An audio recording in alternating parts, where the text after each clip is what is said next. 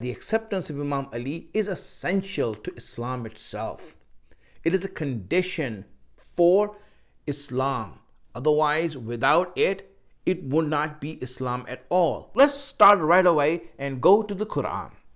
I chose this verse of the Quran, Surah Ma'idah, ayat number 67. The Prophet is always ready to do Allah's work, never step back from doing it. But in this ayat, Allah gives that threat that if you don't do this, then there's consequences for that. Meaning this issue, if you do not say it, then you haven't said anything at all.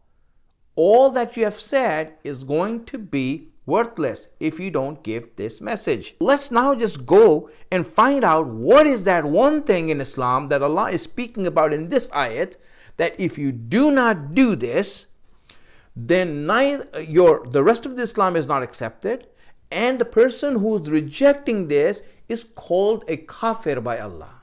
9 things I wrote down that you can derive from this ayat as to what Allah is saying. First, number 1. The Prophet has a fear of public outrage. When you look at that, the Prophet is not someone who's going to be scared to give the message. So it is not because of a lack of courage that the Prophet has a fear. The fear is something else. But we see that there is a fear. Number 2, Allah reassures him with the promise of protection. Third, this issue has more value than the rest of Islam. Number 4, if it's not accepted, then the whole of Islam is nullified. People will protest and dispute this issue. The Prophet is aware of the objection of the people that's going to happen. That's number 7. The people who are going to protest are Muslims, not kuffar.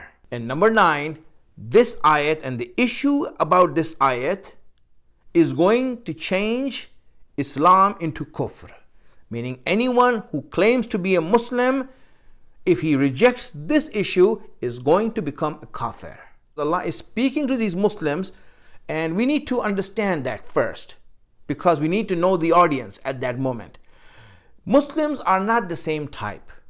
They are those people who are true and sincere amongst the Muslims. Then there's the hypocrites who do not believe this at all.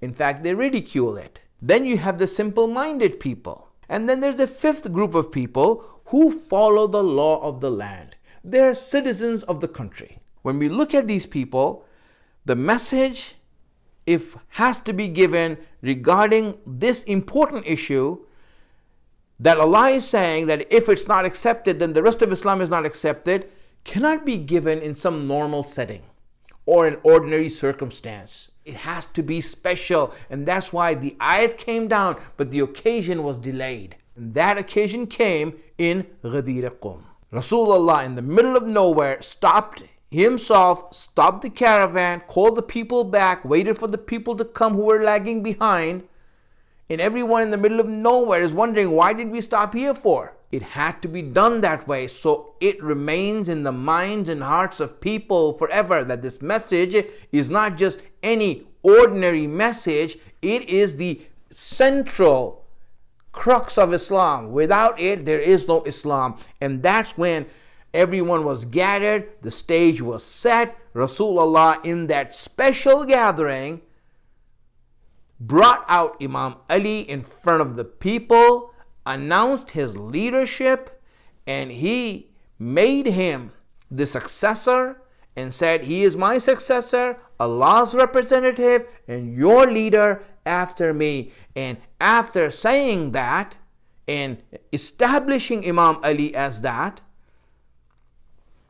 he asked everyone to congratulate Ali.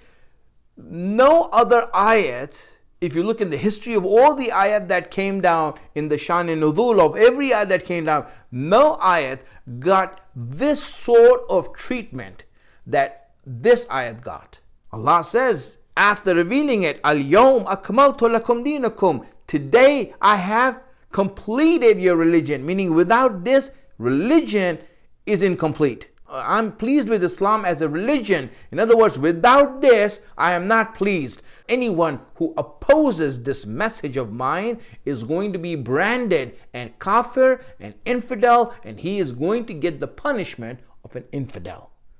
So this has become clear now, that the relationship of Ali to Islam is that Ali is indispensable to Islam. He is central to Islam. Without Ali, there is no Islam. No better helper can be there for Allah's religion.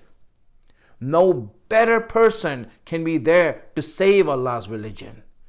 No greater soul could be found to bring the message of Allah out of any sort of danger to its safety and brought it out there. This was Ali.